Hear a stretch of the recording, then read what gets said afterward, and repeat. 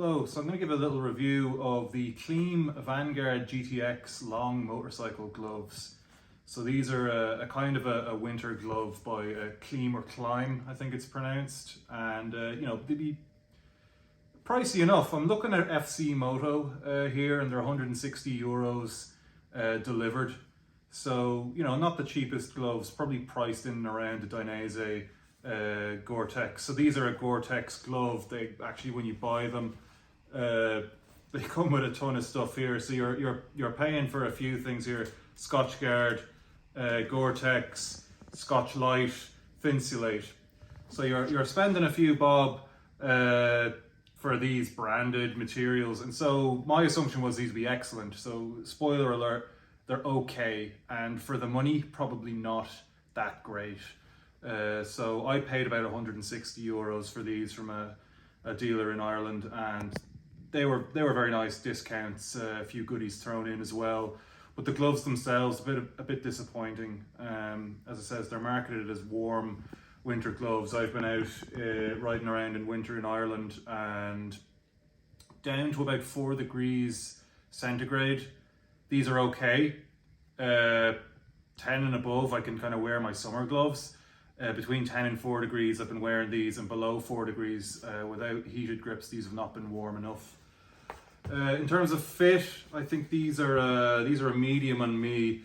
I'm a small in Dainese and a large in some other brands of gloves, so fit is dependent on really you. They've got Finsulate on top, and they got some soft armor there, armored knuckles as you'd expect. Leather pre-curved on the palm, and this seems like good quality. They are breaking in. They seem okay with the controls on the bike for a thicker glove, but as it says, a little bit disappointed. I've gone out in 1, 2, 3 degree weather, and they were too cold without heated grips. There's not a lot of insulation on the bottom. This is your nice control surface. It's just leather. It's quite thin. You're able to interact with the controls, and that breaks in quite nicely, pre-curved. And then your thermal and wind protection is on top. I found that my hands were quite cold below, between 1 and 3 degrees. I wouldn't go out in colder than that in these at all. What else? Yep, so they're Gore-Tex, so they are breathable. I do find that they're comfortable in that way, and we have ridden in the rain in these, and they've kept my hands dry. And in the cold and the wet, down to 4 degrees, as it says, they're pretty much okay. Would I buy them again for 160? Probably not. I'd be looking at some of the Dainese Gore-Tex options. I actually spoke with Klim customer support, and they suggested I could buy a liner, but I've already spent enough money with them. I forgot to mention, you do have these smartphone touchy capacitant pads, whatever you call them, so you can use your smartphone. Seems to work okay. You've got some reflectors here, so if a car can't see your headlight and your running lights, maybe they'll see these little reflectors. Based on the labeling that you get in the abundant labels, these are 3M or Scotch Light or something like that. I